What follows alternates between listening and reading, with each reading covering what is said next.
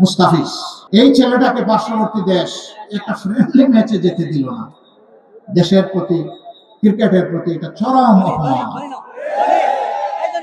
বাংলাদেশের cricket board এরকম বিব্রতকর পরিস্থিতি ভারতে গিয়ে আবার টি-20 খেলার সিদ্ধান্ত প্রত্যাহার করেছে।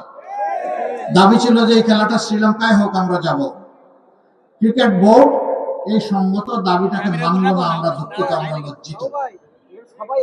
এখনো সময় আছে, আমরা অনুরোধ করি আপনারা আপনাদের সিদ্ধান্ত রিভিউ করেন।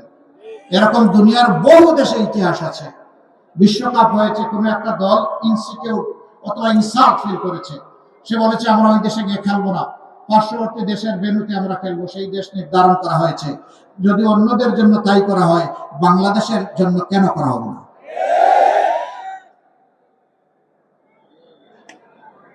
দেশপ্রেমের নজির এবং সাক্ষ্য আমাদেরকে সর্বত্রই রাখতে হবে ইনশাআল্লাহ। আমরা আমাদের প্রতিবেশীদেরকে বন্ধু এবং প্রতিবেশী হিসাবে দেখতে চাই। আমরা তাদের সাথে উত্তম আচরণ করতে চাই, কিন্তু আমরা তাদের কাছ থেকেও উত্তম আচরণ চাই। আমাদের কথা সাফ, আমরা ন্যায়সঙ্গত পন্থায় কারো কোনো ক্ষতি না করেই তাদের সাথে উত্তম সম্পর্ক আমরা রাখতে চাই, আমরা উত্তম বন্ধু হিসাবে রাখতে চাই। কিন্তু আল্লাহর কসম, আমরা কাউকে প্রভু হিসাবে আসতে দেব না।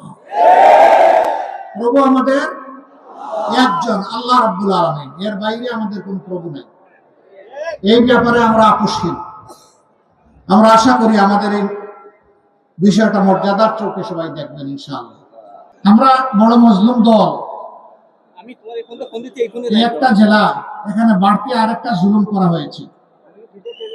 আমাদের নেতৃবৃন্দকে খুন করা হয়েছে, ফাঁসি দেওয়া হয়েছে, অফিসগুলা তালাবদ্ধ করে রাখা হয়েছে, নিবন্ধন কেড়ে দেওয়া হয়েছে, প্রতীক নিয়ে নেওয়া হয়েছে, শেষ পর্যন্ত দিশাহারা হয়ে আমাদেরকে নিষিদ্ধ ঘোষণা করেছে। অসংখ্য মানুষকে খুন করেছে, গুম করেছে। এই গুম করে তারা দীর্ঘদিন আয়না করে রেখেছে। কিন্তু একটা জিনিস যা সাতক্ষীরার সাথে করা হয়েছে, এটা আর বাংলাদেশের কোন জায়গায় করা হয় নাই। এটা হচ্ছে বুলডোজার দিয়ে আমাদের নেতৃবৃন্দের ঘর বাড়ি ভেঙ্গে চুরমার করে দেওয়া হয়েছে। ওই ঘরদুয়ার গুলা কি অপরাধ করেছিল? আগেই বলেছি, সাতক্ষীরার মানুষের অপরাধ ন্যায় ইনসাফ এবং ইমানের পক্ষে, ইসলামের পক্ষে অবস্থান নেওয়া। 5 তারিখ যখন এই অবস্থা থেকে আল্লাহ তাআলা আমাদেরকে মুক্তি দিলেন, আমরাই সেই দল, মজলুম দল, সবচেয়ে বড় মজলুম দল, সবার আগে আওয়াজ তুললাম, প্রিয় দেশবাসী শান্ত থাকুন, ধৈর্য ধরুন এবং জননিরাপত্তা বিধানে নিজ নিজ জায়গা থেকে দায়িত্ব পালন করুন। আমরা বলে দিলাম, দুঃখ বেদনা যন্ত্রণা যাই থাকুক, আল্লাহ তাআলা জুলুমের হাত থেকে আমাদেরকে মুক্ত করেছেন। আমরা সেজদায় পড়ে আল্লাহর শুকরিয়া আদায় করি। আমরা কারো উপর প্রতিশোধ নেব না।